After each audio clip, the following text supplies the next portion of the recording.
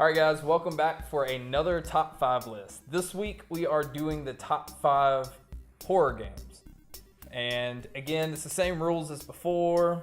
You could always explain the rules. I am the official guy who explains the rules. Neither of us can know what the other one picked beforehand. And rule number 2, no using the same franchise twice. Easy enough. All right, we're going to just jump right into this, and we're going to each give our top 5 and a couple of honorable mentions. Absolutely. We're going to start with your number 5 this time. My number 5, specifically the TurboGrafx 16 version, I'm going to do Splatterhouse. And way back. Way back. The very first TurboGrafx 16 game I ever played.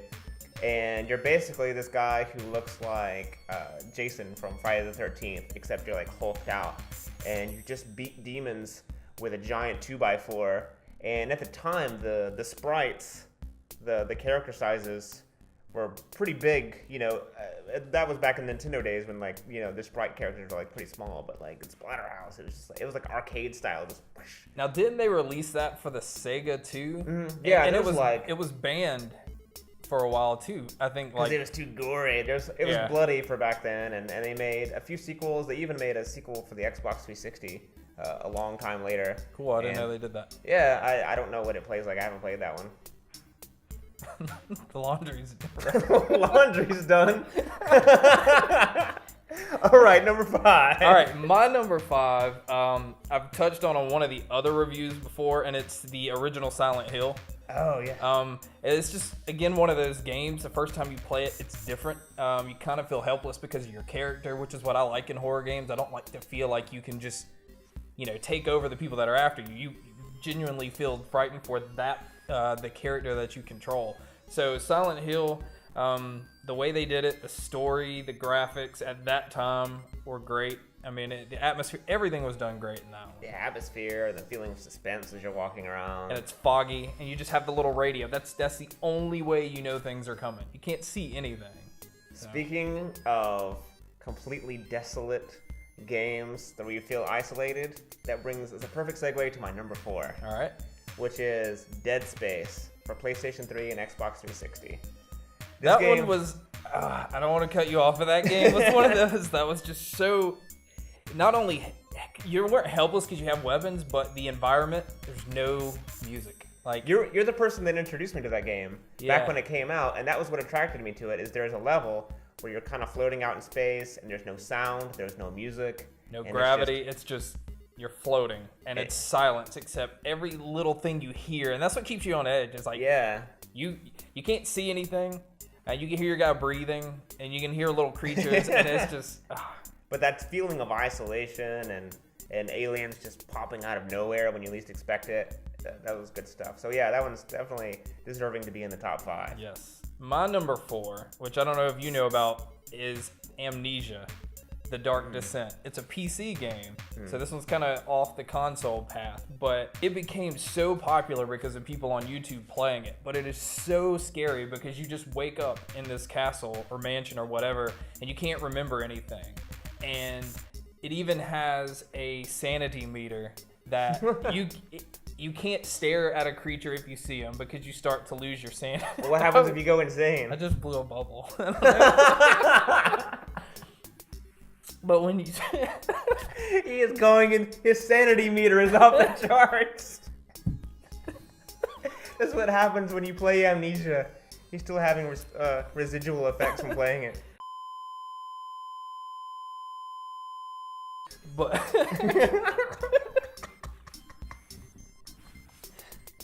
Oh, shit. I hope you're happy. Our video was ruined.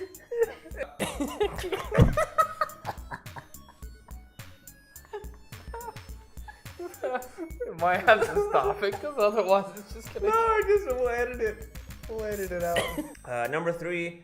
Some people may not consider this to be a horror game, but if you go back and remember playing it, if you played it, which I'm sure you have, it's kind of a horror game to me, which is BioShock, the first one. Yes. You're in an underwater city. It's supposed to be this utopia that went wrong and becomes a dystopia, I guess, if you will.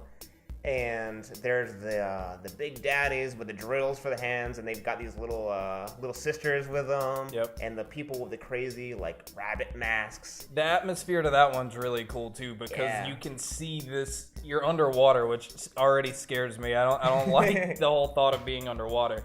But you can see all these fish and things going on around you, and it's another, you can hear all these little things and people screaming, and it's the atmosphere alone makes that one creepy. Definitely. All right, my number 3, and this is one I've said you have to play. It's a short game, but it's called Outlast, and it's another one that was originally for the PC, but now it's for the PS4 and the Xbox One. And you're a reporter that goes to a mental institution, which is pretty cliche for most like horror genre stuff. But you're going up there to kind of investigate, because there's a lot of stuff that is going on up there that reports and stuff that's something's going wrong. And again, you're helpless. You can't fight. All you can do are hide into lockers. You have a video camera, and when you're in dark spaces, the only way you can see is to flip it into night mode. So you have like the green look. You can hide under beds, but you have to continue to find batteries to even keep your camcorder going. So you have to keep yourself alive, but also keep your camera alive, because if you don't have your camera, you're screwed. You can't see anything. Those are always crazy, like left in the dark. Yes. Kind of things. Yeah, and the whole time, like, things are chasing you, so you're running and hiding, and it's just the suspense. Like, it's great. My number 2 game. A lot of these games I pick because they're fun and because they're scary or suspenseful. My number 2 game isn't really suspenseful or scary, but it's horror themed, and it's just fun. And it's Demon's Crest for the Super Nintendo. Never played it. Which is a spin-off game of the Gargoyles Quest games for the Game Boy and the original Nintendo. But it basically works. It's made by Capcom. It basically works. You fly around this giant map as a gargoyle and land in these different levels. And after you finish a level, it's a side scroller, and after you finish the level, there's a boss. Like, there'll be like a ground, a water, and a fire themed gargoyle. This is starting to sound familiar. Mega Man. Yes. And once you defeat that gargoyle, then you can use other levels and have that power. So it's a lot like Mega Man. If He's Mega a Man sucker for side scrollers and basically people having different powers that you can. So that one makes sense. Yeah. It does, but it's a lot of fun, and it's kind of like Mega Man. If Mega Man were a gargoyle fighting demons. All right.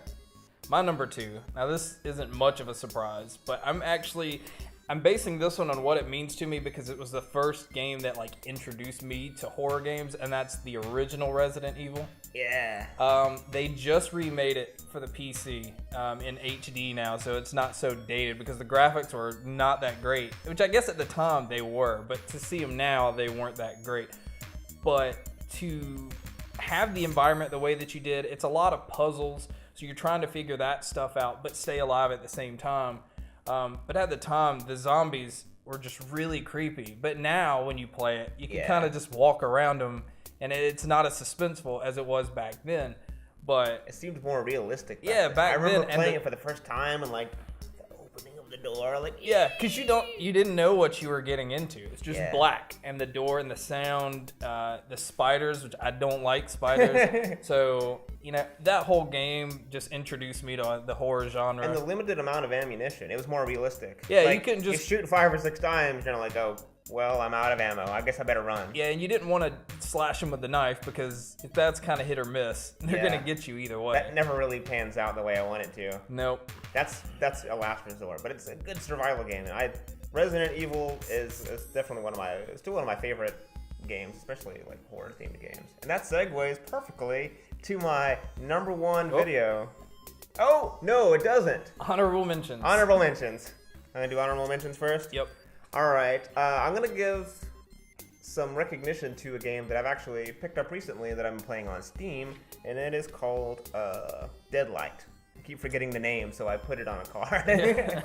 It's fun. It's a side scroller, because I like side scrollers, but it's really, really like just desolate and isolated. It's like a 1980s zombie apocalypse. Isn't the artwork to it too kind of just? It's only like 2 or 3 colors.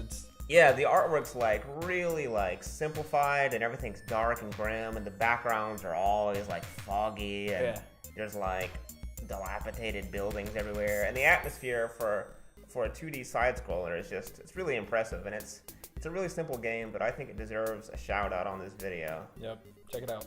And my other honorable mention is an arcade game. It's been ported to consoles, but House of the Dead 2. That game was fun, especially going with friends to an arcade back in the day. The big gun. Yeah, the giant gun. It's like, pow, pow, pow, pow. My two honorable mentions, one we've hit already, and that's Dead Space. And that easily could have been in my top 5, but I'm glad it didn't make it because it made it onto yours. And the other one is a PC game. It's called Slender Man. And I don't know if you've heard... Is it about me? No. But it's about this skinny guy who's pale, who's in the woods. We almost had everything but in the woods. But the whole objective of the game, it's pretty simple. You're out in the woods trying to find 8 pages. That's it. But if you're turned the wrong way, or you're in the, I mean, all you have is a flashlight and it's dark. But this guy in a suit who's pale, he shows up and everything on the screen starts to get staticky. You just run away. Like, that's the whole point. It sounds stupid, but it's great if you get a chance to check it out. Some of the simple, just really simple ideas are the best ones. Yep. Now, number 1. All right, since you're all guessing the Resident Evil segue, and pretty much just which Resident Evil is it? Well, it's number 4.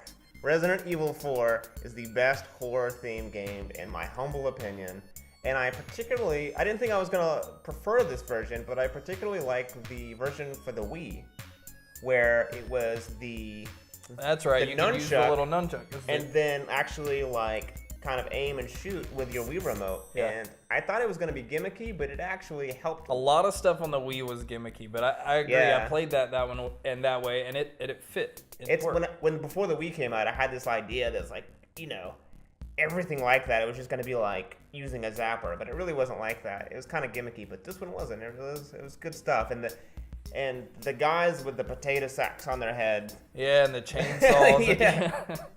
Those guys scare me. All right, my number 1. Now this one, it's up there as far as games for me anyway, and it's The Last of Us. Still have not played it. Oh my god, it's so great. But it's done by the same Naughty Dog who does the Uncharted series. So the graphics are crazy, but you're trying to protect this little girl and bring her to people because she has a certain thing that's inside of her that can heal this zombie virus that's everywhere. But the creatures that are in it, there's these things called clickers, and they can't see you. Yeah, they do that. But the only thing they can do is they can hear you.